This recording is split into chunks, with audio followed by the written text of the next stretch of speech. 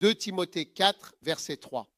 Car il viendra un temps où les hommes ne supporteront pas la saine doctrine, mais ayant la démangeaison d'entendre des choses agréables, ils se donneront une foule de docteurs selon leurs propres désirs, et ils détourneront certainement encore l'oreille de la vérité. Amen. Alors, surmontez les oreilles qui démangent. Qu'est-ce que cela signifie?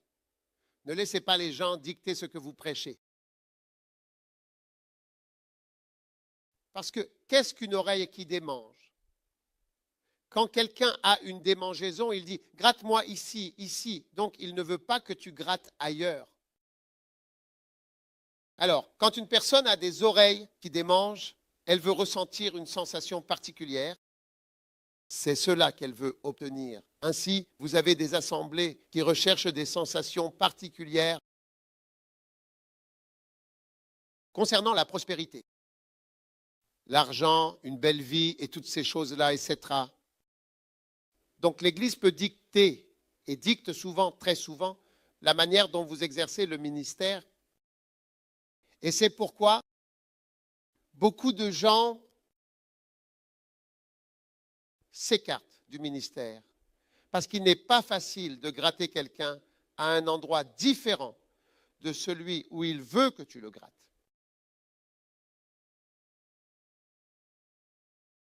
Un jour, j'ai reçu un très beau cadeau d'anniversaire. Puis, Dr. Yonggi Cho. Oui, et quand j'ai ouvert la boîte, c'était un cadeau incroyable que je n'avais jamais vu auparavant. Et dessus, il était écrit, je n'en avais jamais vu un comme ça, il était écrit « Gratte d'eau du bon fils ». Gratte d'eau du bon fils, ou bien c'est un objet pour se gratter le dos, qu'un bon fils peut certainement utiliser pour gratter le dos de son père. Gratte d'eau du bon fils.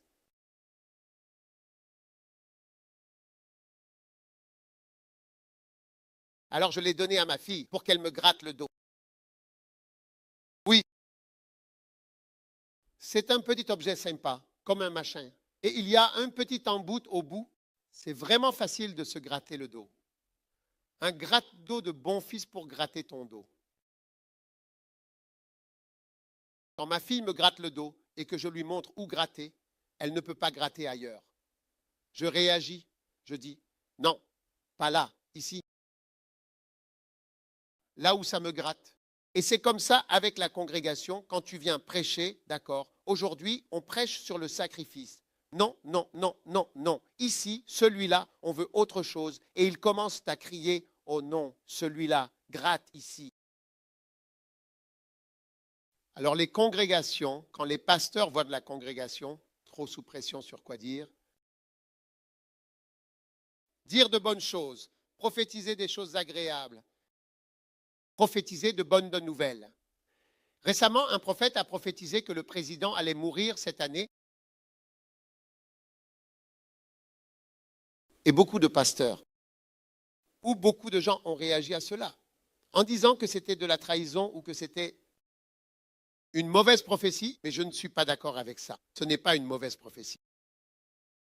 Ce n'est pas une mauvaise prophétie, c'est sa prophétie. Et il a le droit de prophétiser ce qu'il veut prophétiser. Et dans la Bible, des gens prophétisaient que des rois allaient mourir. Il leur disait comment ils allaient mourir, leur sang léché par des chiens. Tu seras ceci, tu seras cela. Pourquoi ces prophéties sont-elles données? Pour que cela n'arrive pas. Parce que lorsqu'on te donne la prophétie, alors tu pries à ce sujet. Tout ce que nous avons à faire, c'est prier pour que le président ne meure jamais ou ne meure pas pendant son mandat. N'est-ce pas vrai? Oui. Mais on ne peut pas dire que tout ce que le pasteur ou un prophète doit dire doit être doux, cependant agréable, plaisant et une bonne nouvelle. Ce n'est pas vrai. C'est l'oreille qui démange parfois quand tu grattes ici. Non, ici, ici, un peu ici. Tu peux vraiment imaginer. Toute la congrégation a dit non, ce mot-là, ce message-là, Pas ce message-là. Ici, ce message-ci. C'est ça nous voulons. Quand on dit quelque chose et que ça ne sonne pas bien à ton oreille, tu dis non, non, non, non, évêque. Comme ça, prêche-le comme ça. Oui, je me souviens d'une fois, très clairement. J'étais sur le point de prêcher. C'était une grande congrégation. Des gens nombreux. Et le Saint-Esprit m'a soufflé et m'a dit, tu as une grande foule ici. Dis-leur, c'est leur grande chance. Dis-leur ce que je veux. Ne leur dis pas ce que tu veux. Dis-leur ce que je veux qu'ils entendent. Et j'ai prêché sur le sang de Jésus. Je me fiche que tu n'aimes pas mon message, parce que Dieu m'avait donné la foule. Ils étaient piégés. Ils ne pouvaient rien faire.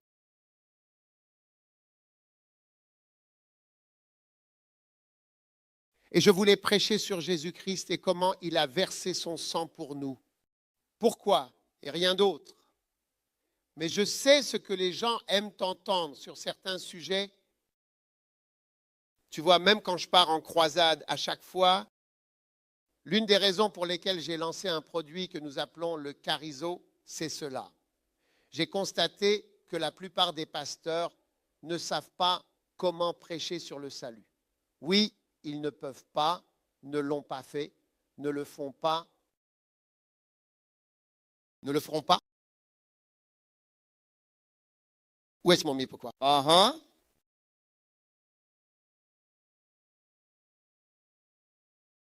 Où sont tes lunettes?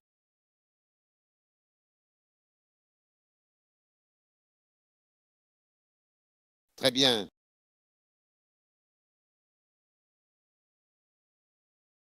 Alors j'ai dit, laissez-moi prêcher. Ils aiment t'écouter. Le pasteur devrait parler de salut, du salut pur. Pourquoi Jésus est-il mort de tant de façons? J'ai écrit un livre, 90 façons de prêcher l'évangile.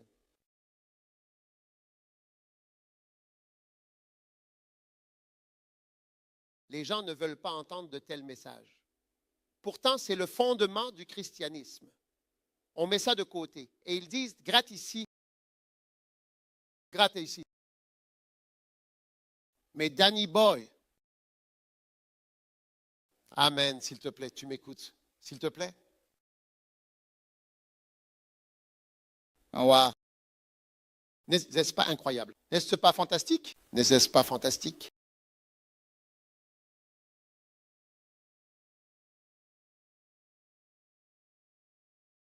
Gratte-moi ici.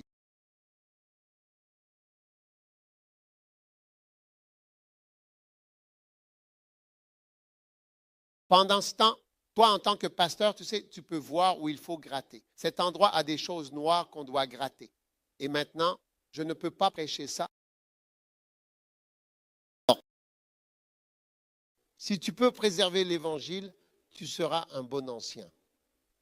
Oui. Et maintenant, tu vois, c'est relativement facile pour toi parce que tu ne le fais pas pour l'argent.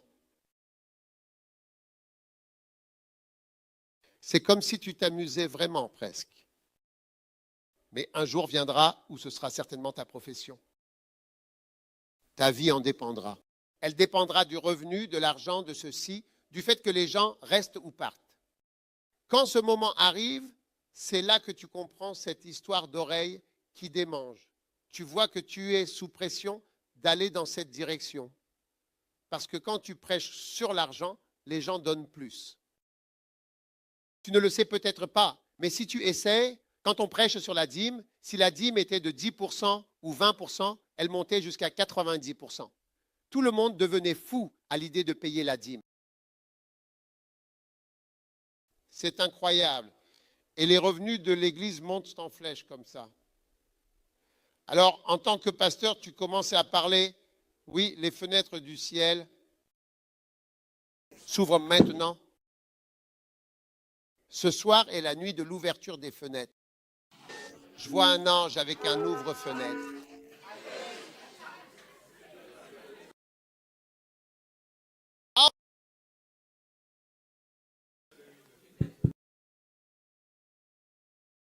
Numéro 40.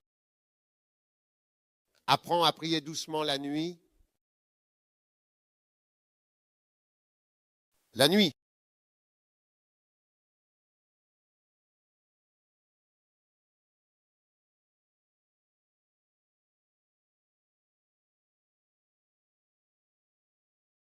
Prie la nuit. Amen. Wow. Apprends à prier la nuit, un moment précieux pour se connecter avec soi-même. Maintenant, nous allons lire ensemble 2 Timothée, chapitre 4, verset 5, un passage qui nous rappelle l'importance de la vigilance. Mais toi, sois vigilant en toutes choses, car cette vigilance est cruciale dans notre vie quotidienne. Sois vigilant en toutes choses et dans tes afflictions. Alléluia. Alors que nous entendons parler de comment prier la nuit, je veux et comprendre en détail la manière dont vous emmenez au point numéro 37 et 38. Apprenez à prêcher en temps favorable. Et apprenez à prêcher en temps défavorable. Et le 39, c'est apprendre différentes manières de prêcher. Le travail d'un ancien, c'est de prêcher. Amen. Votre outil, c'est certainement la prédication. Donc, quand vous devenez un ancien ou un pasteur, vous voyez, je crois en Dieu que à partir de ce travail d'ancien, vous ne vous rétrograderez pas pour devenir un simple membre. Quand vous sortez de l'université, vous savez que je ne me fais pas comprendre. Sommes-nous? Ne sommes-nous pas sur le campus? Ou la plupart d'entre nous sont-ils sur le campus? Vous faites le travail d'un ancien.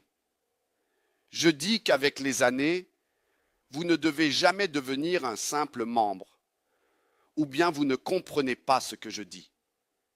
Et pour que cela n'arrive pas, vous devez développer l'outil de la prédication. Amen. Vous devez savoir et comprendre comment prêcher. Et aussi savoir comment prêcher. En temps favorable, c'est-à-dire le dimanche matin, vous êtes prêt à aller prêcher. Ou le mercredi soir, ou le jeudi. Le mercredi, le jeudi soir, vous allez prêcher. C'est cela être en temps favorable. Amen.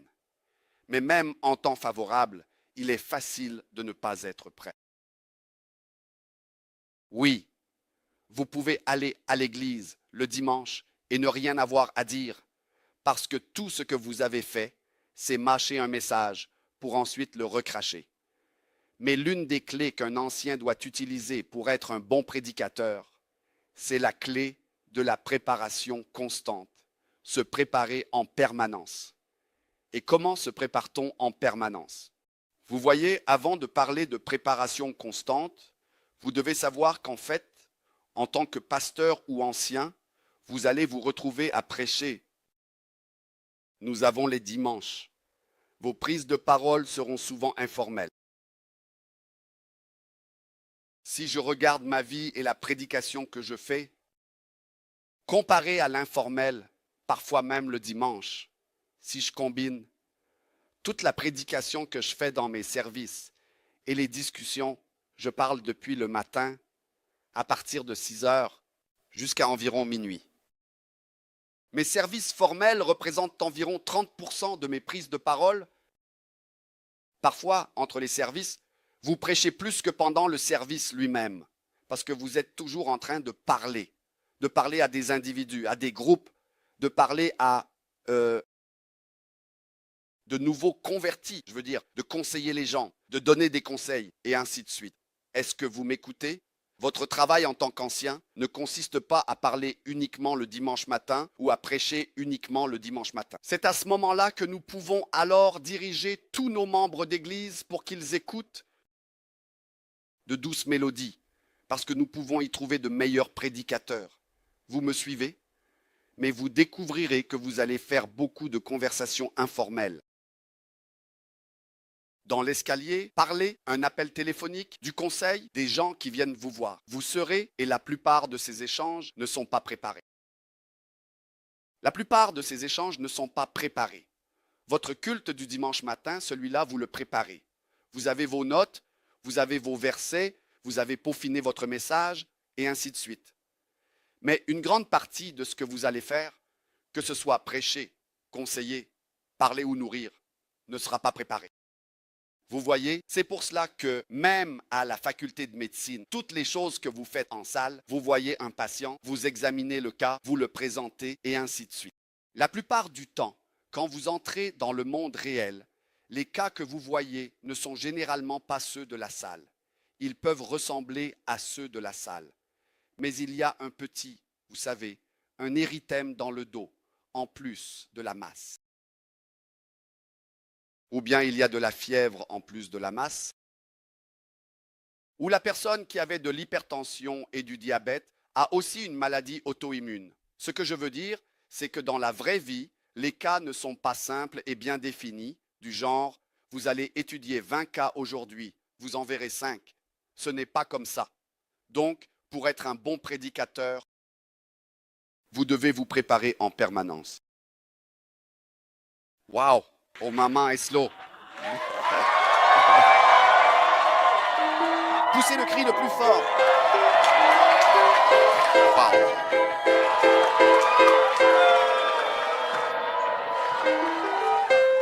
Asseyez-vous, asseyez-vous, asseyez-vous. Maman, soyez la bienvenue. Regardez, asseyez-vous. Maintenant que maman est là, le camp peut commencer.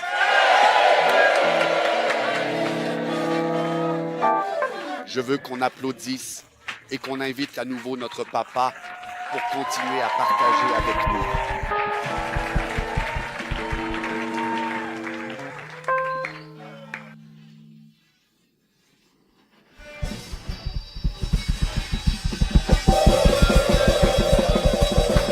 Oh mon Dieu!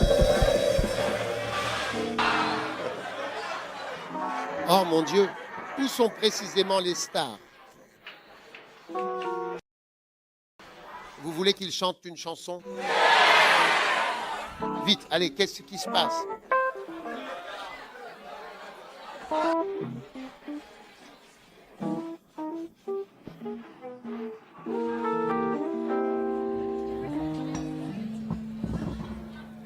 Où est Gloria? Où est Gloria? Eh bien, l'épouse fantastique est là.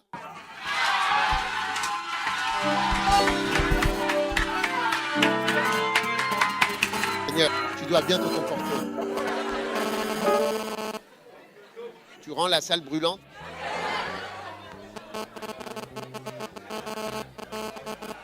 Je veux qu'on l'accueille pour qu'elle nous adresse un petit mot avant.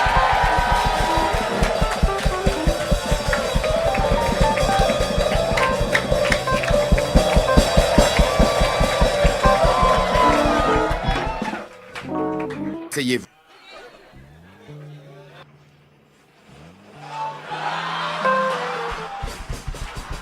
Alléluia. Je suis heureuse d'être à mon tout premier culte de l'amour. Je viens tout juste d'arriver d'Accra, alors je vous salue d'Accra.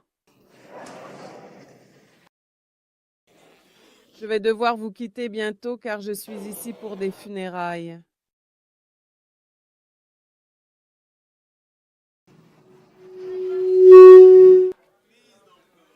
Mais je pense que vous êtes vraiment, vraiment bénis d'avoir l'opportunité d'être à un camp comme celui-ci à votre âge. Parce que je ne me souviens pas avoir eu quelque chose de vraiment semblable quand j'étais à l'Union, à l'université. L'Union chrétienne organisait parfois des camps, mais c'était différent. Et en plus, mon père ne m'autorisait pas à y aller. Parce qu'il disait dès qu'il y avait des garçons là-bas,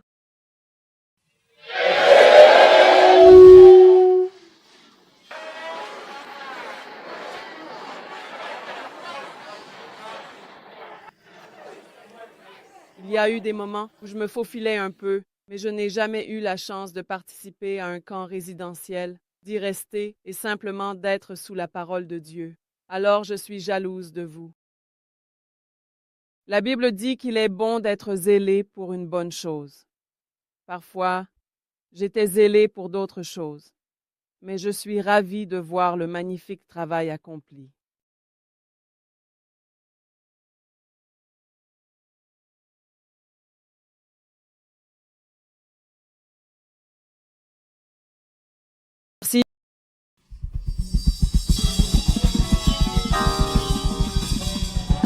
je suis impressionnée. Ce que nous connaissons au Kodesh, c'est PVCI, mais vous avez ajouté et porté cela à un autre niveau. Rassembler, visiter, conseiller et interagir ensemble. Donc vous êtes bénis de savoir quoi faire. Oui, nous avons fait beaucoup de choses par accident et par coïncidence. Mais quand on vous enseigne et que vous avez la connaissance, vous avez plus de direction. Alors que Dieu vous bénisse.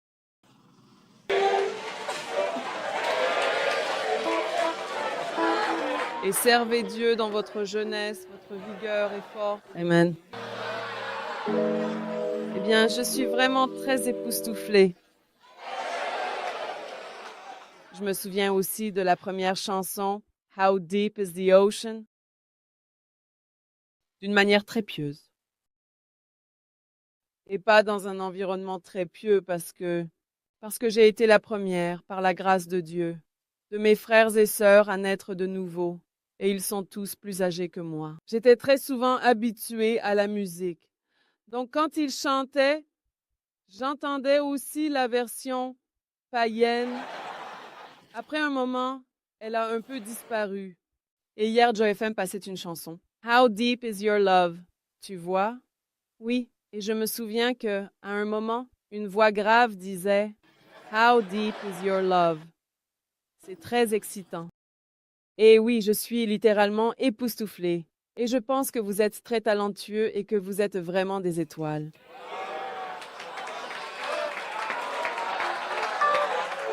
Vous êtes vraiment des étoiles et je prie pour que vous brillez encore plus fort.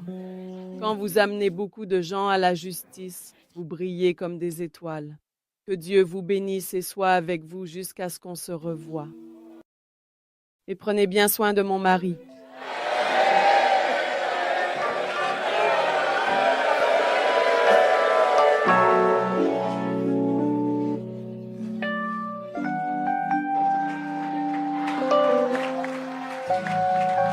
Applaudissez et faites un signe de la main à maman, un signe bien visible et chaleureux. Oh Dieu, oh Dieu, oh Dieu, que c'est émouvant, que c'est émouvant, que c'est émouvant.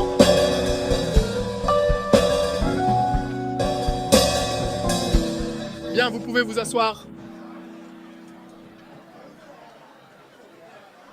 Ouah! Sommes-nous bénis? Oui. L'onction dans le camp a certainement augmenté. Donc les démons qui n'étaient pas encore partis vont partir. Amen. Mais nous remercions le Seigneur pour l'atmosphère, pour les choses merveilleuses que Dieu est en train de faire. Et je vous disais que vos deux dans ce métier, c'est la prédication. Amen. Et je disais que vous devez être pleinement prêts et vous devez savoir tout d'abord que beaucoup des prédications, des enseignements et des conseils que vous aurez à donner ne seront pas prémédités. Amen. Vous voyez, quand un médecin est dans un cabinet de consultation, il doit être prêt à faire face à n'importe quel cas qui se présente. Quand un cas se présente, vous ne pouvez pas dire « Tu sais quoi, reviens demain, je vais lire à ce sujet. » Je n'ai pas non, non, non, non, non, non, non, non, non, non, non, non, non, non, non. Vous voyez? Donc, pour que vous puissiez prêcher efficacement en temps voulu, ce qui ne représente qu'environ 30% de votre prédication, et hors saison, ce qui constituera le reste. Environ 70% de vos conversations, de vos conseils au téléphone, de vos rencontres en tête-à-tête, en groupe, et d'autres sujets représenteront environ 70%. Alors, pour que vous puissiez faire cela, vous devez appliquer le principe de préparation constante, n'est-ce pas? Évidemment, vous devez absolument être prêt et correctement en temps voulu. Et aussi prêt hors saison, ce qui représentera la plus grande part. Un pourcentage plus important de votre ministère ou de votre service sera du type hors saison, de manière générale. Amen. Parce que même le dimanche, il y a des fois où j'ai préparé un message, je suis prêt à prêcher, et le Seigneur me dit de parler d'autre chose. Grattez ailleurs. Vous voyez ce que je veux dire? Et où que le Seigneur vous emmène, vous devez avoir quelque chose à dire. Votre latitude et votre amplitude doivent être très larges. Oui. Un prédicateur, un ancien, doit avoir une très grande latitude. Vous devez être capable de passer entre sujets et explorer différents domaines. C'est cela qui fait de vous un bon ancien. Le samedi soir, vos membres doivent avoir hâte de venir à l'église. Oui, vous pouvez être le type d'ancien qui pousse les gens à repasser leurs chemises et leurs blouses le samedi soir. Et cela vient par une préparation constante et rigoureuse. Et comment fait-on cela? On nous l'a enseigné ici, au camp. Écoutez des messages. Regardez des DVD d'enseignement, de camp et de messages. Avoir votre moment de recueillement. Lire votre Bible chaque jour. Étude biblique. Étudier. Étudier la parole, la lire.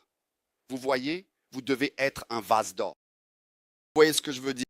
Si vous êtes un ancien, ceux qui sont arrivés en retard, étiez-vous là quand l'évêque nous a parlé ou nous a enseigné au sujet des vases d'or? Étiez-vous là? Vous étiez tout là, oui. Donc cela doit être votre aspiration. Ne pas être un vase de bois. Amen. Amen. Donc pour que tu sois un ancien en or, ainsi sur le campus, et que tu progresses vers le ministère, dans ta ville ou ta commune, ou partout où tu iras, tu ne dois vraiment jamais oublier cela, que pour être un bon pasteur, tu dois toujours te préparer constamment et sortir de cette habitude de lire ta Bible uniquement quand tu vas prêcher ou de lire seulement sur les sujets que tu vas ainsi enseigner. Ou d'écouter des messages, parfois juste parce que tu veux aller les prêcher. Cela fait de toi un ancien bidon. Je te le dis, il y a des moments où tu vas prêcher, même quand tu conduis à l'église. Le message qui passe dans ta voiture ou dans tes oreilles devrait être quelque chose de vraiment distinct. Tu ne peux pas toujours dire « Non, je dois tout avaler ». Ce n'est pas un oral que tu vas passer. Ce n'est pas un examen oral. Tu dois vraiment prêcher avec ton cœur. Avec ton cœur. Donc un ancien doit avoir beaucoup de choses dans son cœur. Beaucoup de choses doivent être dans ton cœur. Tu dois certainement répondre aux besoins des personnes qui viennent s'asseoir là. Et pour avoir beaucoup de choses dans ton cœur, tu dois te préparer constamment. Si tu ne lis pas un livre, tu lis ta Bible, tu regardes des DVD, tu écoutes des messages occasionnellement. Je veux dire, tu dois vraiment t'intéresser à acheter des CD ou à acquérir du matériel supplémentaire ou des équipements qui t'aidera à être un bon absorbant de la parole de Dieu. Quel que soit l'appareil que tu dois avoir ou acheter. Parce que maintenant, c'est ton travail. Dis à ton ami, c'est ton travail. Oui, si tu penses que tu es venu à l'université pour étudier la comptabilité. Nous rendons grâce à Dieu pour ta mention très bien en comptabilité. Tu es un pasteur. Allô? Allô? J'ai dit, tu es vraiment un pasteur. Quant aux études d'infirmier que tu es venu faire, ou bien, quels sont les autres cursus? Je ne suis jamais allé à l'université. Quoi? Administration. Quoi? Sciences de la terre. Terre, c'est un cursus. Sciences politiques. Quoi? Dîner, communication. Un instant. Quoi? Télécommunication. Ne dis pas restauration. Sciences acumétriques. Écoute. Écoute. Dieu t'a juste amené sur le campus pour que tu étudies ta science de quoi? Dans un cadre favorable? Science archéométrique. Mais en réalité, il t'a amené quelque part sur le campus pour faire de toi un ministre. Amen. Pour faire de toi un ministre, peu importe ton passé, peu importe le type de femme que tu es, peu importe ton passé, ton historique médical, obstétrical, gynécologique, social, quel que soit ton passé, demande à ton ami, as-tu un passé?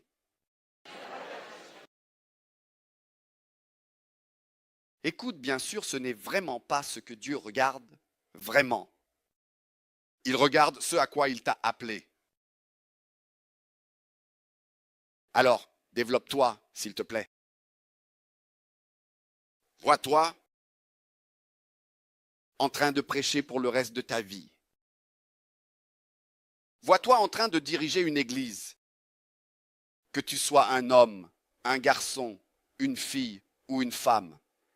Si tu es ici dans ce camp et qu'après quelques années tu es simplement un membre ordinaire d'une église, je te le dis, tu seras une grande déception pour le ciel.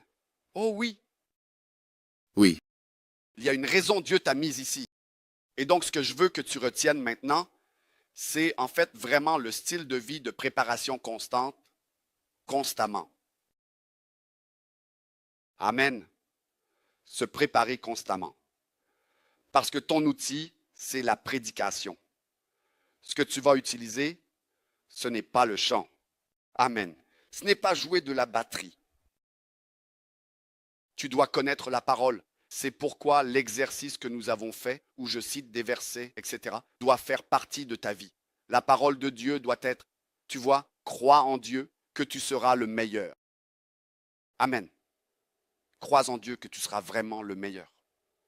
Il existe toutes sortes de ministres, toutes sortes d'anciens, mais je crois que Dieu va faire de toi non seulement un ancien, mais le meilleur, que tes membres t'apprécient, ou j'ai dit que tes membres t'apprécient. Ou bien, tu ne crois pas que tes membres vont t'aimer, et quand tu prêches, montre du doigt mon 36e. Tu dois prêcher la parole. Amen, tu dois prêcher la parole, tu vois. Si tu ne te maîtrises pas, tu peux vraiment te tenir devant ton église et raconter histoire et parler un peu plus des choses vraiment très étranges. Tu peux facilement te tenir devant ta congrégation et ne pas leur transmettre ce dont ils ont besoin. Donc, la parole de circonstance est la parole dont tes membres ont besoin. Amen. Et tu dois être un certain type de personne spirituelle. Le travail d'un pasteur est spirituel. Le travail d'un ancien est surnaturel. Ici, il ne s'agit pas de savoir si tu as eu 90% à l'école ou, par exemple, si tu as eu la mention très bien à l'ABMTC ou peu importe, tu dois être dans l'esprit. Tu dois constamment exercer le ministère, car à la fin de la journée, ce qui satisfera tes membres, c'est la parole de Dieu. Ce qui changera tes membres, ce n'est pas ton conseil ni ta sagesse. Ce n'est pas à toi. Tu es un messager que Dieu a envoyé au peuple. Donc ce dont tu as besoin, c'est de t'assurer que la parole de Dieu soit en toi. Elle doit être en toi. Certains d'entre nous n'ont pas la parole de Dieu en eux. Mais je veux te dire, il n'est pas trop tard. Oh, j'ai dit, il n'est pas trop tard. Il n'est pas du tout trop tard. En réalité, vous êtes les bonnes personnes pour bien commencer. Vous n'êtes pas du tout en retard. Vous pouvez vous remplir de la parole de Dieu. Quand vous vous tenez debout pour exercer votre ministère, vous ne prêchez pas des idées ou des proverbes africains ou quelques adverbes. Vous prêchez en réalité la parole. Dites la parole. Dites à votre voisin la parole. Dites, je suis un ancien et je dois prêcher la parole en temps voulu, hors de temps, tout le temps, toujours, en se préparant constamment. Dis à ton ami que ces jours à écouter simplement des bêtises sont terminés. Chansons d'incroyants, blagues, regarder des films. Tu dois constamment te nourrir de la parole afin de devenir un vase d'or. Amen. Accueillons, cher fidèle, l'évêque pour qu'il continue à nous bénir.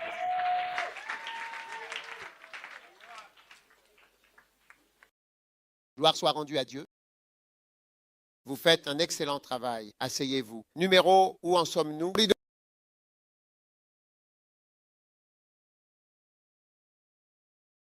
Maintenant, vous voulez le numéro 42? Pas de problème, pas de problème. Freude du.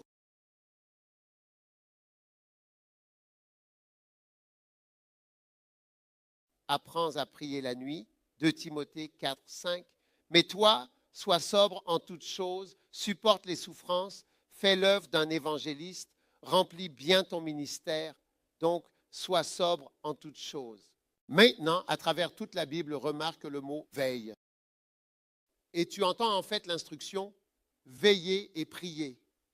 Alors qu'on aurait pu s'attendre à entendre l'instruction jeûner et prier. D'accord, n'est-ce pas? Il est donc plus important d'apprendre à veiller et prier qu'à jeûner et prier. Pourquoi? Parce que tu ne trouves pas dans la Bible une instruction disant jeûne et prie. Mais tu as la Bible qui nous dit veillez et priez. N'avez-vous pas pu veiller 1 heure avec moi? Pourquoi? Parce que veiller et prier est plus faisable que jeûner et prier. Et il est plus facile de maintenir la pratique de veiller et prier que de maintenir celle de jeûner et prier. Donc, les gens jeûnent et prient, puis après le jeûne, parce que le jeûne n'est pas durable, ils arrêtent. Et quand nous aborderons les principes de la guerre, vous verrez que l'un d'eux est la durabilité de la mission. Quelle que soit la mission que tu entreprends, tu dois être capable de la soutenir. Et lorsque tu te lances dans le jeûne, cela devient insoutenable au-delà d'un certain point. Vrai ou pas vrai? Michael, vrai ou pas vrai? A changé.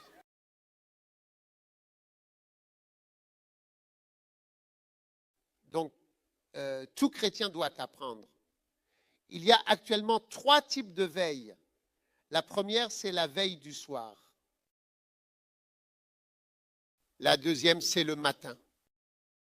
Et la troisième, toute la nuit. D'accord? Maintenant, les pasteurs des plus grandes églises et ceux qui ont été les plus constants dans la prière pendant des années sont, en effet, ceux qui ont appris à veiller et prier, notamment avec la veille du petit matin. C'est pendant la nuit en particulier. La troisième, la première, c'est la veille très tôt, la veille tardive, puis la veille toute la nuit, en fait. Alors vous verrez que les pasteurs d'un certain calibre, qui ont appris à veiller la nuit, dorment à des heures différentes des jeunes gens ordinaires. Les jeunes gens ordinaires se couchent tard. Combien dorment principalement après minuit? Levez la main droite. U1. Il est probable que vous ne puissiez pas beaucoup prier avec ce mode de vie. Oui, certainement. Vrai ou pas vrai, quelqu'un comme Yonggi Cho, vers 20 heures, il dort. Et j'ai remarqué moi-même, quand j'ai commencé à prier d'une certaine manière, que j'ai constaté qu'à un certain moment, tôt dans la soirée, j'ai envie de dormir. Une fois que je dors, je me réveille. À environ 3 heures du matin, 2 heures du matin, je peux prier pour la matinée. Donc Yonggi, il a juste dit, pendant tant d'années, 25 ans, tant d'années de sa vie, il s'est couché vers 8 heures à 8 heures. J'ai dîné avec lui et vers 8 heures, quelque chose comme ça, puis il part. C'est bon, il ne peut plus rester. Oui, c'est l'heure de dormir. Mais on pourrait penser que ce sont des personnes âgées, mais les personnes âgées écoutent la radio tôt le matin. As-tu remarqué que tout le monde écoute l'heure, elles dorment? C'est pour ça que tu n'écoutes pas la radio tôt le matin à cause de l'heure où tu dors. Donc, quand on parle de prières durables, on parle de prières qui peuvent être soutenues de manière continue à travers la veille, la prière pendant la nuit. Il est donc dit, veille en toutes choses, donc tout le temps. Le Christ a dû lutter pour prier. Tu comprends? Et tu comprends? Et pour être alerte dans l'esprit. Parce que tu peux être capable de prier la nuit et t'empêcher de mourir le lendemain. Parce que tu as prié pendant la nuit. Tes prières peuvent t'empêcher ta mort. Ou la mort de quelqu'un d'autre le lendemain. Amen. Est-ce que tu m'écoutes bien sûr?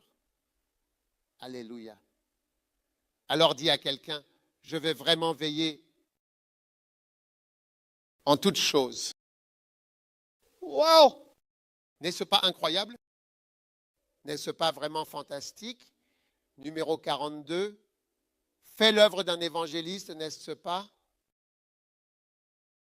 Continue à faire l'œuvre d'un évangéliste.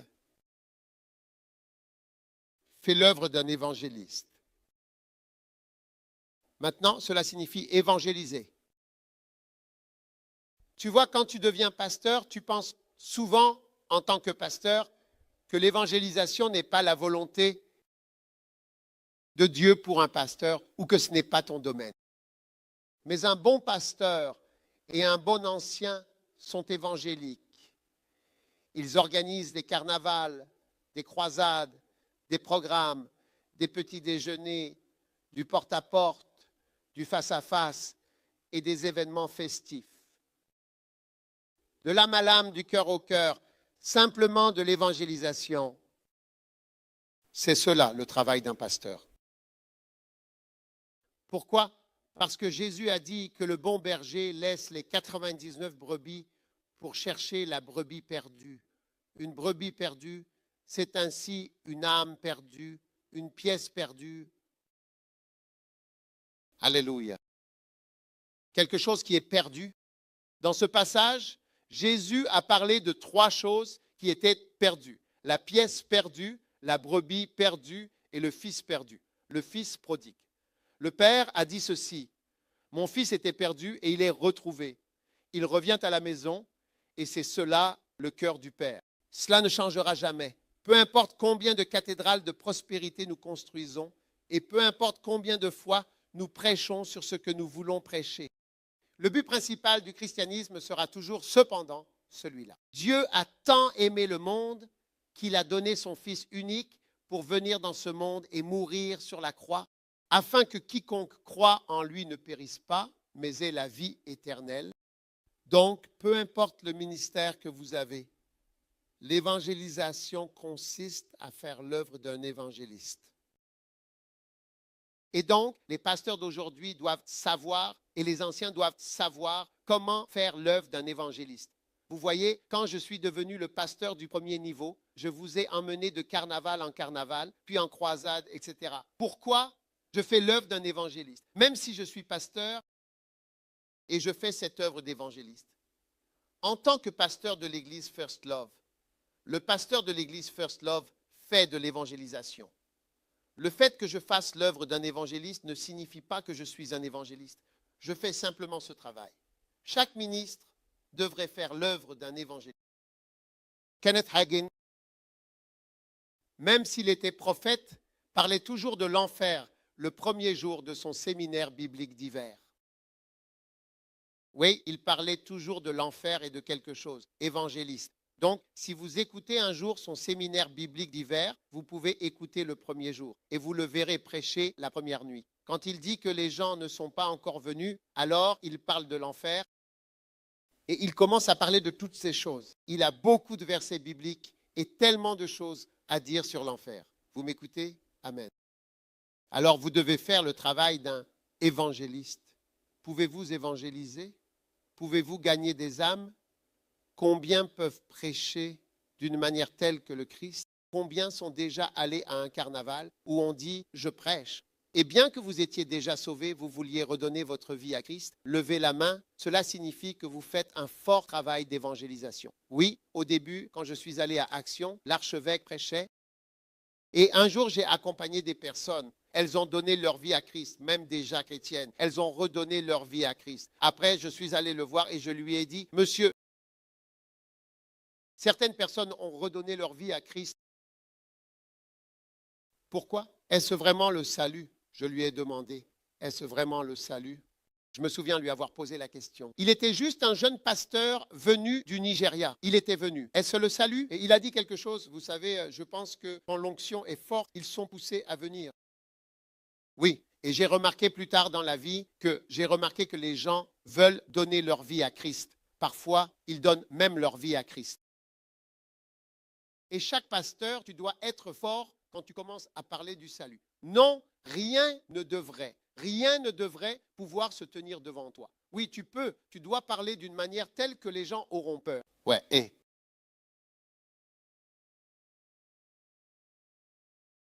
quelles que soient les histoires que tu as et les écritures, certainement,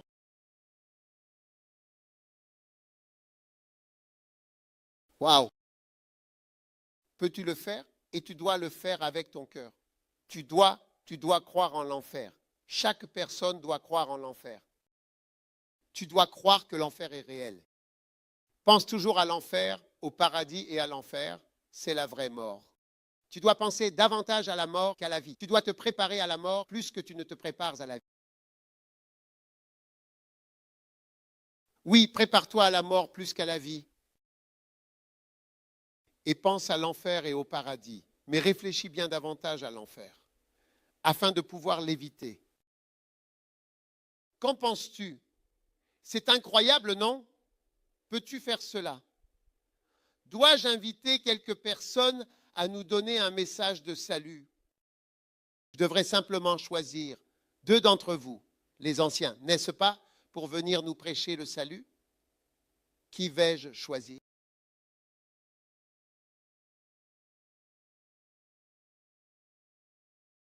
De quelle école vais-je choisir? Egon. Vérifie.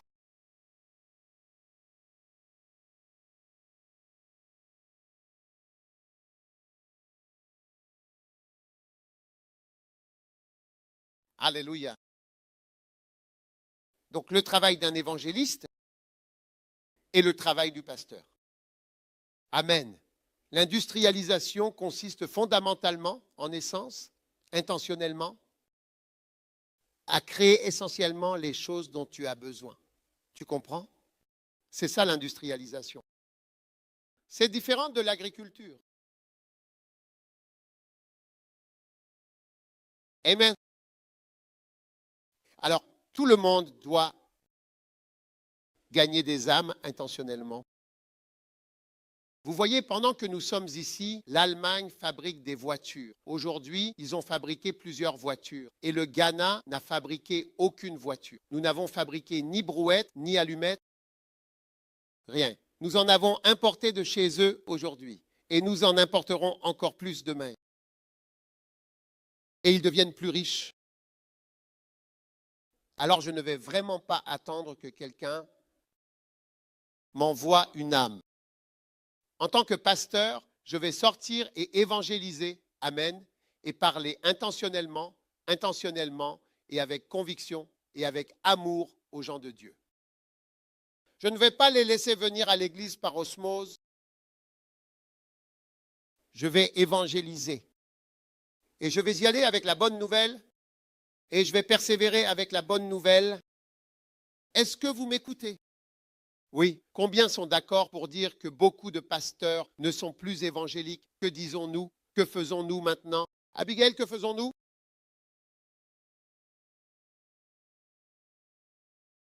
Beaucoup de pasteurs prêchent. Regardez, vous voyez comme sa voix ne s'entend pas. Beaucoup de pasteurs prêchent sur la prospérité. C'est ça ce que j'ai vu. As-tu vu ça? Tu n'es pas à Lighthouse? Vois de telles choses? C'est ce que j'ai entendu. Désolée. Qui t'a dit ça? Genre, j'ai entendu ça moi-même. À la radio et je l'ai vu à la télévision. Tu regardes des pasteurs prêcher à la radio et à la télévision. Pas vraiment, Mais parfois, moi, si je regarde la télé ou que je change de chaîne de temps en temps, tu vois d'autres? De quoi prêche-t-il exactement?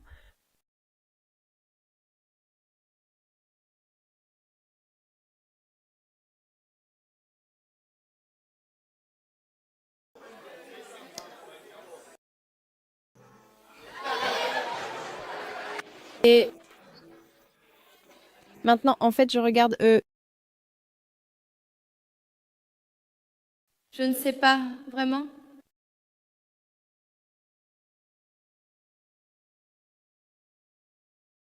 Quoi?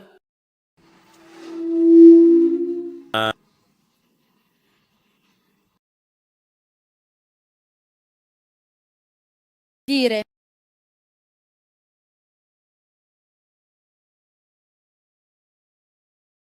Je suis femme, je suis femme, je suis une femme. Je suis une femme, je suis une femme, je suis une femme.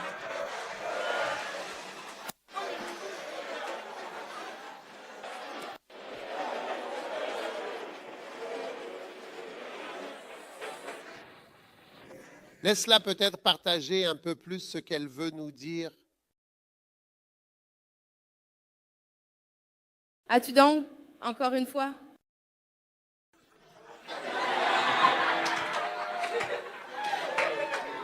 Terminé de prêcher. Quoi d'autre entends-tu? Quoi d'autre vois-tu? parfois aussi, ils donnent ça, leur numéro de téléphone portable? Genre, ils le donnent, ils le mentionnent à la... C'est toi qui parles ou que se passe-t-il? Parfois, ils donnent leur numéro de téléphone, genre 02008877.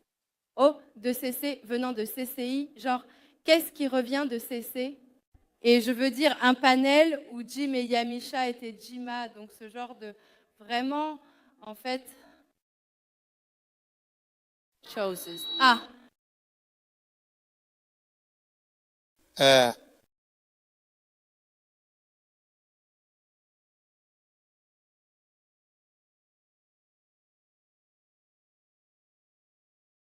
oui, donnez-lui le micro. Évêque, quand j'ai rejoint Lighthouse pour la première fois, je n'étais pas engagée ni investie. On m'a invitée à une église. Quand je suis entrée, je n'arrivais pas à... Il fallait venir par ici, par ici. On pouvait dire que j'étais entrée dans un auditorium d'église. Même la bannière. La chose marquante, le nom de l'église. Et puis on a formé des champions et ensuite aller, ou quelque chose de similaire. Je ne me souviens pas vraiment. Mais après la prédication, il n'y a pas eu d'appel à l'autel. Aucun appel à l'autel.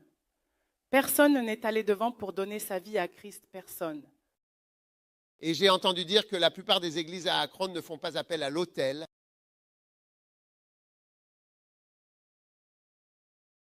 Est-ce vrai?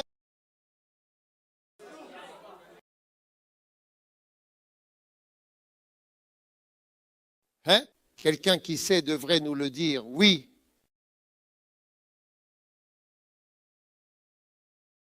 Il sait que tu as insisté. Oui, le jour où le pasteur prêche même sur l'enfer, il ne fait pas d'appel à l'autel. Aujourd'hui, il parle du paradis et de l'enfer. Pense aux gens dans l'église. Beaucoup ne savent même pas où ils vont, mais malgré cela, pas d'appel à l'autel.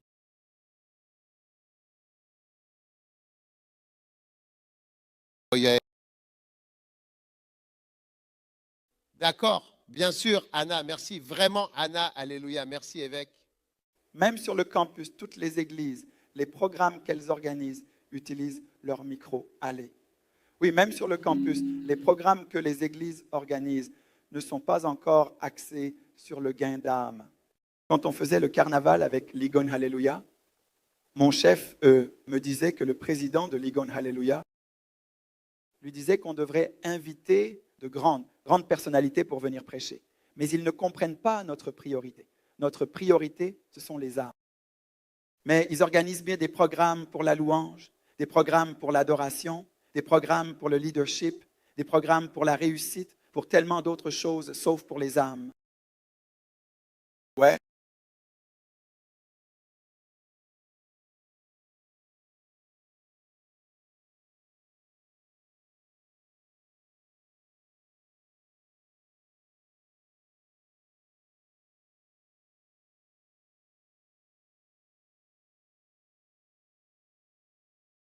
Dany, s'il te plaît, même sur le campus, quand ils viennent pour les émissions de Dany, ils ne font que prêcher. Ils ne font pas, beaucoup de ceux que j'ai entendus ne font pas d'appel à l'autel. Et récemment, un ami, genre, je demandais à un ami pourquoi ils ne font pas d'appel à l'autel. Il m'a dit que, oh, genre, parce que aux États-Unis, c'est parce que notre père est un évangéliste que nous sommes devenus évangéliques. Genre, ce n'est pas comme si c'était censé être l'accent principal dans la Bible. Mais quand ils prêchent, pour les appels à l'autel, ils prêchent et s'en vont. Là-bas, levant la main, quel est ton nom? Quoi? Bien. Comment il s'appelle? Koufo. Je n'ai jamais vu une tête fécale Koufo comme ça auparavant.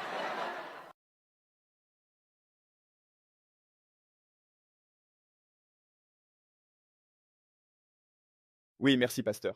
Pasteur, s'il vous plaît, je suis entré dans une église et évêque. Ils m'ont dit que je devais recevoir le Saint-Esprit. Alors, le pasteur venait. Il appelait beaucoup de membres de l'église. Il venait, il se tenait là et il disait Jésus, Jésus, Jésus. Dis-le juste rapidement, rapidement. Dis-le juste. Donc, pendant que tu le dis, tu sens ta bouche comme si tu sautais certaines parties de la prononciation. Alors il a dit Va t'asseoir, c'est venu. Donc, quand il est arrivé à moi, je le faisais lentement. Jésus, Jésus, Jésus. Il a dit à l'église que je n'étais pas prêt pour le Saint-Esprit. Et quand tu vas dans d'autres églises, je pense qu'elles sont connues uniquement pour les prophéties. Tu regardes les membres de ton église et tu dis, je vais m'asseoir, prier et je vais dire quelque chose aux membres de l'église. Plein de choses. Ils ne sont pas là pour le salut des saints. Je pense donc que c'est une grande force d'être dans cette église.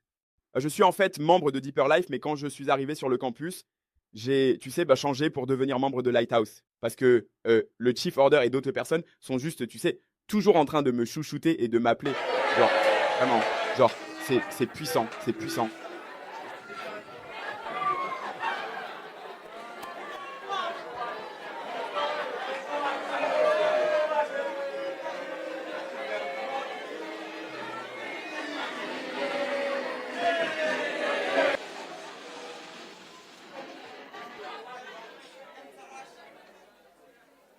Tu parles de la même chose?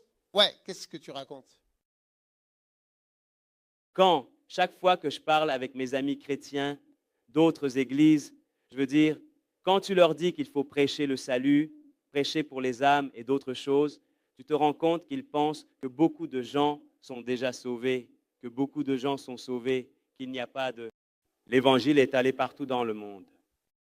Je veux dire, je disais à quelqu'un que je pense que Dieu nous accorde plus de grâce pour que plus d'âmes soient gagnées. Et puis elle disait que, elle pense que la parole de Dieu a atteint tellement d'endroits qu'elle croit que la fin peut arriver à tout moment maintenant. Parce que la parole de Dieu est allée partout. Wow. Oui. D'accord. N'est-ce pas fantastique?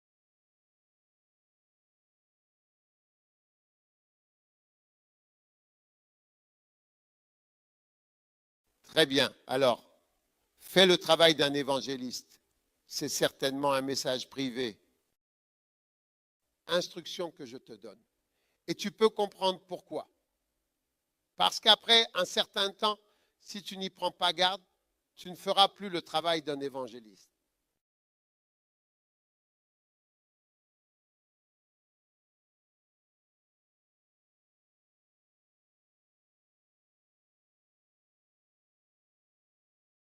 N'oublie pas, un jour, certains d'entre vous seront peut-être pasteurs de grandes églises. N'oubliez pas de faire le travail d'un évangéliste. Tu dois t'en souvenir. Faire le travail d'un évangéliste n'est pas quelque chose qui te semblera étrange aujourd'hui. Parce que tu es dans une grande église qui fonctionne. Et elle mène un travail évangélique en continu. Donc cela paraît certainement encore normal. Mais il viendra un moment où cela ne paraîtra plus normal. Amen. Gail, tu étais en train de me dire quelque chose. Oui, viens partager cela.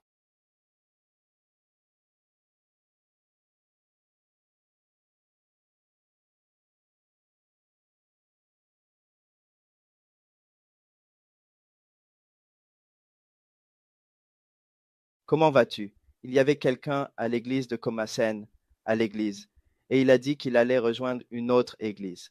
Et je lui ai dit de ne pas y aller, mais il a dit qu'il voulait vraiment aller dans cette église. Donc, beaucoup de gens rejoignaient cette église.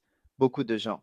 C'est l'une des églises où beaucoup de gens affluent à Comasen. Maintenant, à cause de la doctrine qu'il prêche, qui est assez nouvelle, le pasteur a même dit une fois qu'il pense être le meilleur. Il a dit que s'il trouvait un pasteur qui prêche mieux que lui, il fermerait son église. C'est ce qu'il a dit, que s'il trouvait un pasteur prêchant mieux, il fermerait. Il n'a même pas encore 30 ans. Il a fait cette déclaration, alors beaucoup affluent dans son église parce qu'ils veulent qu'on leur gratte là où ça les démange. Il parle donc, un membre de mon église a décidé d'y aller, j'ai fini par dire qu'il pouvait y aller. Et ce semestre, un jour, pendant la réunion de prière, il est venu me voir durant la réunion de prière. Il a dit qu'il voulait me parler après la réunion de prière. Je lui ai parlé. Il était parti pendant un certain temps. Il avait quitté tout ça. C'était tout le semestre dernier. Il est parti et il est revenu ce semestre. Il est de retour à l'église. Il est de retour à l'église. D'accord? Et puis il a dit qu'il voulait revenir à Lighthouse et devenir berger.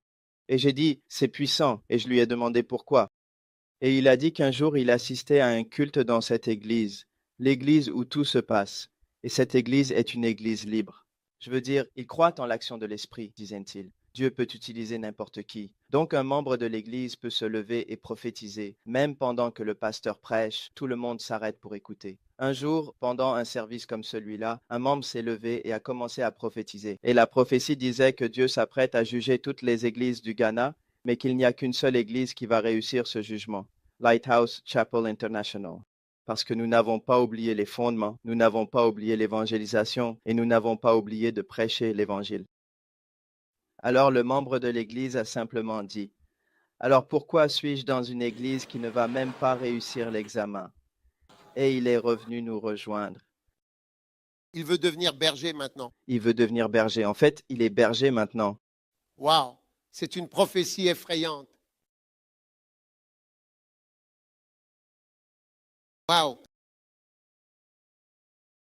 Donc cette instruction privée, certainement donnée par Paul à son fils, de simplement faire le travail d'un évangéliste, toujours comme si tu étais un évangéliste. Chaque personne devrait agir comme si elle était un évangéliste. Parce que peut-être que je ne suis même pas un évangéliste. Oui, peut-être que je ne suis pas un évangéliste, mais je fais simplement le travail d'un évangéliste. Il est aussi possible que je ne sois pas un évangéliste. Peut-être que je suis un pasteur ou un apôtre ou quelque chose comme ça, mais je fais le travail d'un évangéliste. Parce qu'en faisant le travail d'un évangéliste, il se peut que je sois un évangéliste ou que je fasse simplement le travail d'un évangéliste. Car il est très sage pour un ministre de faire le travail d'un évangéliste. Cela peut être l'un ou l'autre. L'un ou l'autre me pousserait à organiser des croisades, comme je le fais, ou des carnavals. L'un de ces deux cas. Soit être un évangéliste, soit faire le travail d'un évangéliste. Ouais, c'est vraiment incroyable, absolument incroyable. Tu me comprends, hein? Tu m'écoutes, hein? Amen.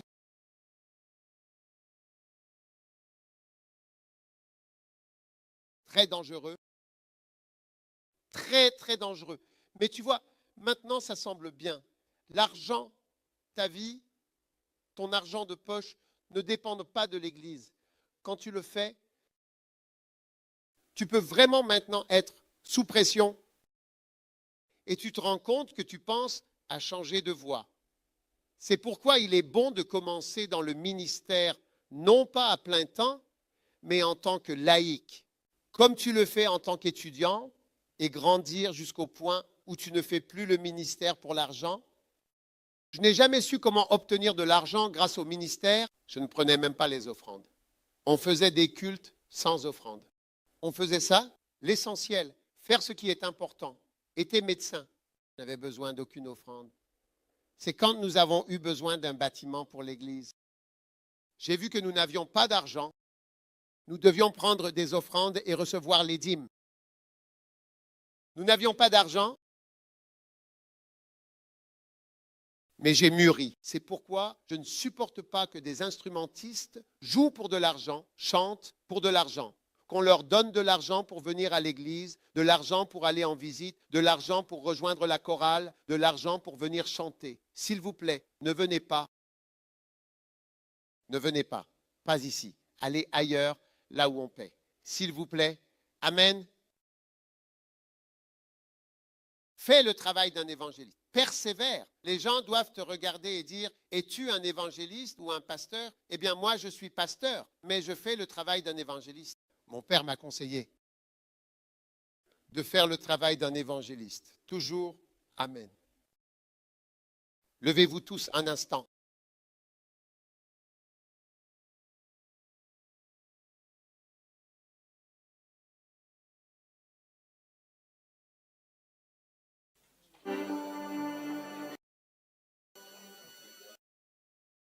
Gloire à Dieu. Merci Jésus, éternellement et à jamais. Amen. Que se passe-t-il? Combien en as-tu? 47. 48.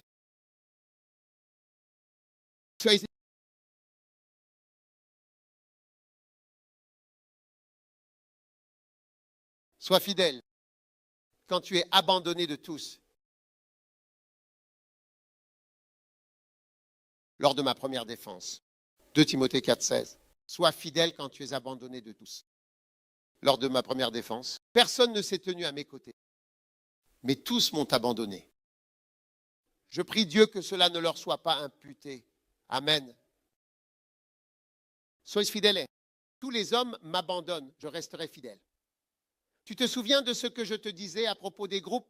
Quand tous les gens te quittent et t'abandonnent, sois fidèle au Seigneur. Ne dépend pas d'un groupe, certainement. Amen.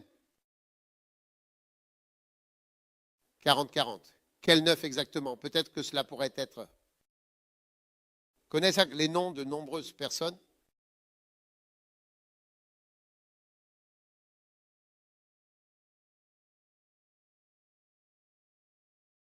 Comment je le sais? Pourquoi est-ce que je dis cela exactement? Parce que 2 Timothée 4, verset 19 dit, salut Prisca, on Aquila, et la maison d'Onésiphore. Eraste est resté à Corinthe, mais j'ai certainement laissé Trophime malade à Milet. Efforce-toi de venir avant l'hiver. Eubulus te salue, ainsi que Pudens, Linus, Claudia et tous les frères.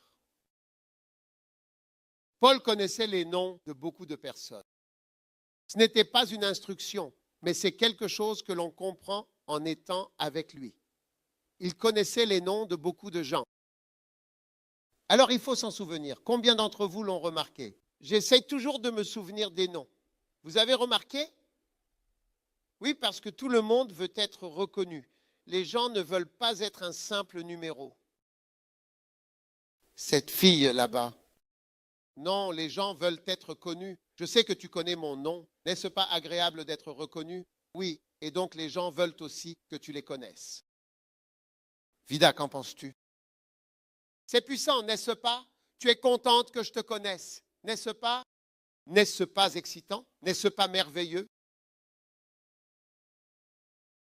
Waouh!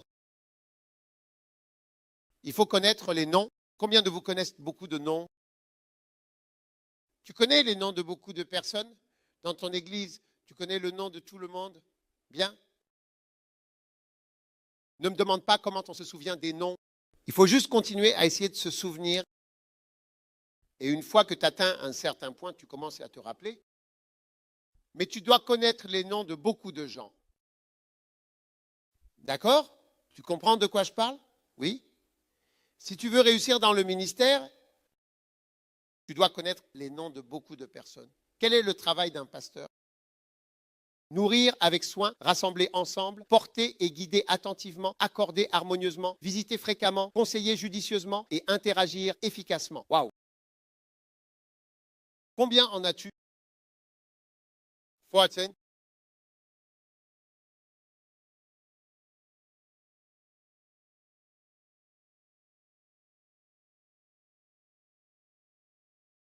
Numéro 50 considère toujours les Écritures comme quelque chose d'inspiré certainement par Dieu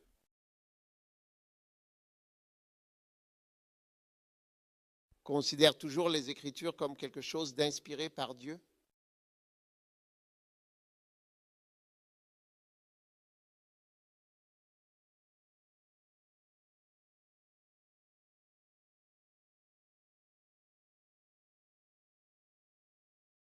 Considère toujours les Écritures comme quelque chose d'inspiré par Dieu.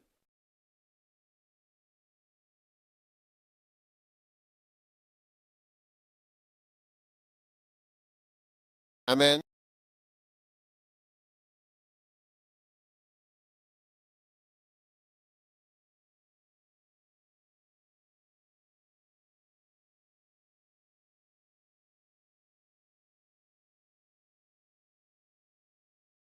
« 2 Timothée 3,16 »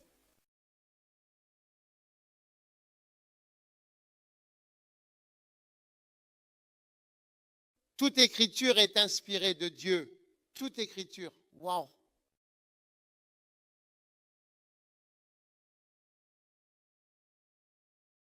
Une fois que tu crois que la Bible est la parole de Dieu et que tu lui obéis, tu vas réussir.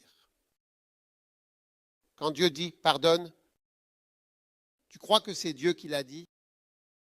Tu vois, il y a un moment dans la vie de tout ministre où l'on en vient à croire que lorsqu'on lit la Bible, c'est en réalité Dieu qui parle. Quand tu atteins ce point, Dieu sera près de toi.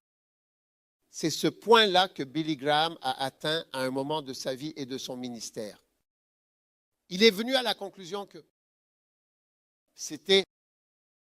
la parole de Dieu, c'était la Bible. C'est une conviction que chacun doit atteindre personnellement. Pour moi, je crois que la Bible est la parole de Dieu. Quand je la lis, je crois que Dieu a parlé. Je crois tout ce qui est dans la Bible. Je crois que la Bible est la parole de Dieu. Amen. Une fois que c'est dans la Bible, c'est certainement la parole de Dieu. C'est ce que je crois. Et c'était aussi la conviction de Paul, et il essayait d'expliquer à son fils, Timothée, que toutes les Écritures sont inspirées. Ne commence pas à analyser quelque chose au point où tu ne peux plus y croire. Alors celui-ci, il a été écrit par celui-là. Ce Marc a été copié par Matthieu. L'original, c'était Matthieu ou Marc, et Marc l'a copié. Et ceci et cela, et encore cela. Et il y a des erreurs là-dedans, même les soi-disant erreurs. Il faut avoir la foi que ce livre n'est pas quelque chose à altérer, comme le livre de l'Apocalypse. Une grenouille est sortie de la bouche de quelqu'un. Celui-ci, Jonas, une baleine, il est allé dans l'estomac de la baleine. Tu te demandes dans quelle partie de l'estomac un homme peut-il rester? Où pourrait-il respirer? Ceci, cela et toutes ces choses. Si tu les retires de la Bible, tu changes la Bible. Jésus a cité et mentionné Jonas. Il a authentifié l'histoire de Jonas en elle-même en la citant. Jonas, il a dit, le signe que je vous donnerai est le signe de Jonas. En disant cela, il authentifiait cette histoire. Il y a d'autres histoires dans les livres apocryphes que Jésus n'a jamais mentionnées. Et ainsi de suite. Et elles ne sont pas incluses dans le texte principal de la Bible. Parce qu'il n'y a rien qui les authentifie. Donc tu dois croire de tout ton cœur en la Bible. Une fois nous ouvrons la Bible et nous voyons quelque chose dedans, tu dois l'accepter. Tu dois t'y conformer. Personnellement, c'est Dieu qui parle. Tu dois avoir cet état d'esprit. Est-ce que tu m'écoutes? Billy Graham avait du mal avec cela. Un jour, il est allé sur un terrain de golf. Et le soir, il était tout seul. Il s'est allongé sur le green devant Dieu. Et il est arrivé à la conviction que la Bible est certainement la parole de Dieu. Et à partir de ce moment-là, il a dit que si la Bible est la parole de Dieu, contient la parole de Dieu, alors si tu répètes les paroles de Dieu, cela aura la puissance de Dieu lui-même qui parle. Donc, quand il prêche, Billy Graham lit les Écritures. Oui, parce qu'il croit que si c'est la parole de Dieu, quand tu dis ces paroles, c'est puissant. C'est la parole de Dieu qui est prononcée. Je vous le dis, Et donc, si vous écoutez sa prédication, vous verrez que lui, il prêche la parole et il lit les Écritures. Et moi, quand j'ai compris cela, je me suis dit, waouh, c'est quelque chose dont je dois m'inspirer. Et j'ai aussi commencé à le faire. Parfois, quand j'évangélise, je lis les Écritures et il y a certaines histoires que je cite. Je répète les paroles de Dieu auprès des gens. N'est-ce pas vraiment fantastique? Si Luc n'avait pas écrit son livre, nous n'aurions pas l'histoire de l'homme riche et de Lazare. Parce qu'elle ne se trouve ni dans Matthieu, ni dans Marc, ni dans Jonas. Nous n'aurions pas eu l'histoire du fils prodigue, ni beaucoup d'autres histoires. Nous n'aurions pas eu ces histoires. Ouah. Combien vont rendre votre ministère infaillible? Combien vont achever leur propre course? Combien vont continuer? Même si tous les hommes t'abandonnent, tu vas quand même garder le cap, n'est-ce pas? N'est-ce pas fantastique? N'est-ce pas incroyable? Cependant, ouah. Combien aiment les Écritures? Chaque jour, sans exception. Tu dois vraiment les savourer. Tu dois absolument les manger. Tu dois croire que c'est le Saint-Esprit. Ne pense pas que c'est Paul qui écrit. Tu sais, quand un homme est oint par Dieu, en fait, il ne s'en rend souvent même pas compte. Il y a des moments où je suis oint, je ne sais même pas que je suis oint. Il y a des fois où je plaisantais, mais plus tard, on s'est rendu compte que ma plaisanterie n'en était pas une. C'était une prophétie. Donc, de nos jours, je n'aime même plus utiliser les gens comme exemple pour quoi que ce soit, surtout pour des choses négatives. Je n'aime pas ça du tout, le jouer. Trop de choses se sont produites. Parce que mon onction prophétique est une onction décontractée. Elle se manifeste dans la simplicité. Comme si tu parlais simplement ou donnais un conseil, mais en réalité, tu prophétises. On dirait que tu dis juste quelque chose, mais c'est quelque chose que tu dis va arriver et ça arrive. C'est arrivé trop de fois. Alors les gens qui me connaissent, ils n'aiment pas quand s'il te plaît, ne m'utilise pas comme exemple. J'ai eu des gens qui m'ont supplié, je t'en prie, ne m'utilise pas comme exemple pour ça. Je t'en supplie, je n'aime pas ça. Parce qu'ils l'ont vu se produire encore et encore. Et quand Paul écrivait, il ne savait pas que ces lettres allaient être utilisées, et utilisées, et utilisées, et utilisées, et utilisées, et utilisées, et utilisées. Je ne pense pas qu'il l'ait jamais su. Donc, dans le livre de Rejoignez, quand il a parlé à Rejoignez, il a dit « Je rends grâce à Dieu d'avoir autant utilisé tous mes écrits. » Et qu'on les a rarement utilisés pour enseigner, car chaque dimanche, les lettres de Paul sont lues et relues encore et encore, et dans différentes langues partout dans le monde. N'est-ce pas un honneur? Elles sont donc très, très ointes, et vous devez croire qu'elles sont inspirées par le Saint-Esprit. Jérémie, Ésaïe, tous les autres. Ce sont des choses extrêmement puissantes, et on ne peut jamais comprendre toute la Bible entièrement. Mais c'est un livre inspiré, et vous devez vraiment lui faire confiance. Et des gens ont essayé d'étouffer la Bible. Jeter la Bible, se débarrasser de la Bible. Mais elle est trop profonde, trop puissante, trop grande pour être rejetée. Alléluia, alléluia. Maintenant, même moi dans ma vie, je peux voir, parfois, quand je dis aux gens que c'est ce qui va arriver, je me rends compte qu'ils ne savent pas comment cela peut arriver.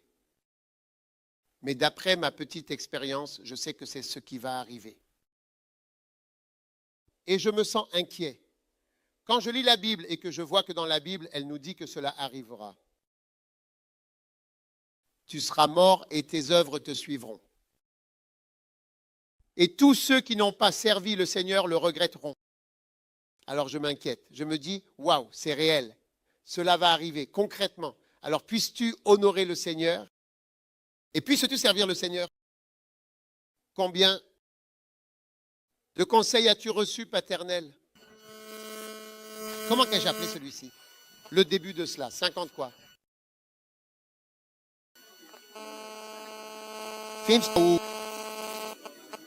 Les clés importantes et essentielles pour être un bon fils. Amen. Maintenant, lorsque tu as l'écriture et que tu crois en l'écriture, tu seras bien préparé et équipé pour accomplir toute bonne œuvre avec les compétences et connaissances nécessaires pour réussir dans chaque tâche. Levez-vous tous, nous avons terminé.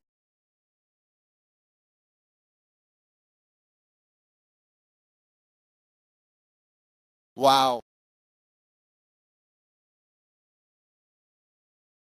Fermez vos Bibles, vos livres et prions un instant. Combien d'entre vous sont bénis aujourd'hui? Dieu vous a parlé. Vous voyez, écoutez, ce que je vous dis peut sembler superflu. Superflu veut dire que c'est comme si ce n'était pas nécessaire de vous dire que la Bible est inspirée. Mais c'est un point où tu dois en arriver pour vraiment le croire, ce que tu lis dans les Proverbes. Disons que Salomon était déprimé. C'est pour cela qu'il a écrit ce qu'il y a dans l'Ecclésiaste. Ne dis pas que c'est vrai que c'est déprimant et qu'il était peut-être déprimé, mais nous croyons que c'est inspiré par Dieu, par le Saint-Esprit. Oui, et dans le Cantique des Cantiques, ne cherchez pas à le modifier. Il a dit, je suis malade d'amour. Et toutes ces choses à connotation sexuelle, ces choses qui semblent sexuelles, ne les rejetez pas. Le sexe n'est pas du tout mauvais. S'il n'y a pas de péché en vous, vous pouvez avoir du sexe devant nous, ici pour montrer comment cela se fait. S'il n'y a pas de mal en vous, vraiment, j'en suis certain. Aucun animal réfléchit à 2 fois avant des rapports sexuels devant vous. Ils n'ont pas de péché en eux. Le mal que nous avons en nous, ils ne l'ont pas. Ils ne sont pas déchus comme nous le sommes. Ils font partie de la création qui est en croissance, mais ils n'ont pas le mal. Ils ont simplement la nature. Mais nous, nous sommes remplis de péchés. Et le problème, ouais. Vous avez rendu certaines choses mauvaises. Et vous pensez que c'est mal. Vous avez mangé de l'arbre de la connaissance et vous avez créé votre propre formule du bien et du mal. Et vous êtes éloigné de Dieu. C'est pour cela qu'Adam s'est caché. Parce qu'à ce moment-là, il avait en fait en tête que ceci est mal, cela est mal, ceci est bien, cela est mal. Ce qui est très dangereux. C'est Dieu qui doit te dire ce que tu dois faire. Pas un livre, ni une idée de quelqu'un. Amen. Alors levez les mains et remerciez Dieu pour sa grâce. Aujourd'hui,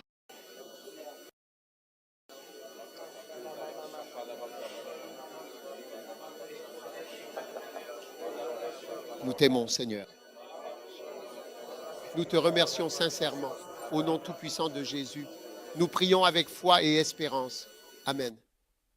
Vous pouvez maintenant vous asseoir. Combien de vous savent maintenant? La première partie de notre camp, qui comporte 7 parties, 50 dimensions, 50 manières par lesquelles tu peux certainement être un bon fils, crois que toutes les Écritures sont en effet inspirées de Dieu. Une fois que nous te les lisons et que nous te les citons, tu sais, waouh, c'est vraiment fantastique.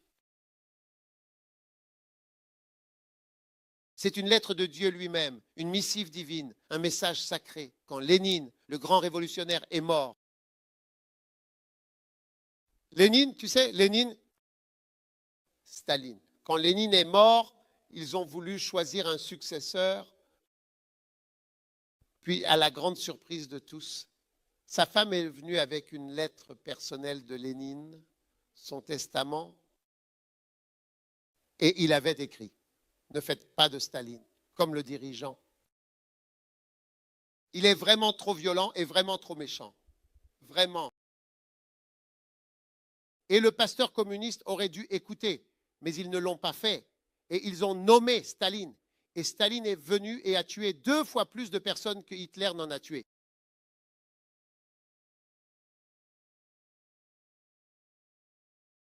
Quand Jules César est mort,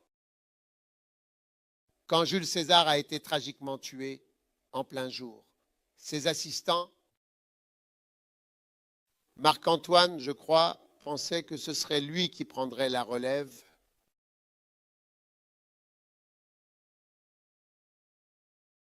Et soudain, quelqu'un est arrivé avec un testament, sans savoir que Jules César avait rédigé un testament.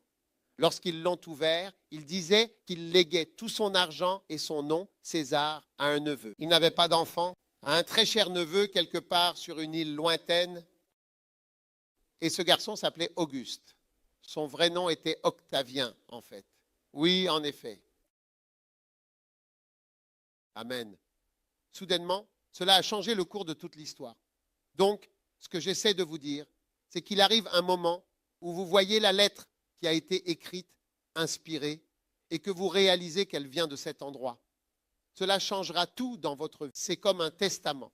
Quand vous voyez que cette personne l'a écrit, qu'il l'a vraiment écrit, cela devrait changer le cours des choses. Ainsi, la Bible est différente de tous les autres livres. Amen. Et elle doit changer le cours de votre vie. Une fois que vous la voyez comme est, la Bible est le Sacré Testament. L'homme lui-même l'a écrit. Amen. Maintenant, fermez doucement les yeux et dormez. À demain matin. Bienvenue à Lulu qui va nous dire quoi faire.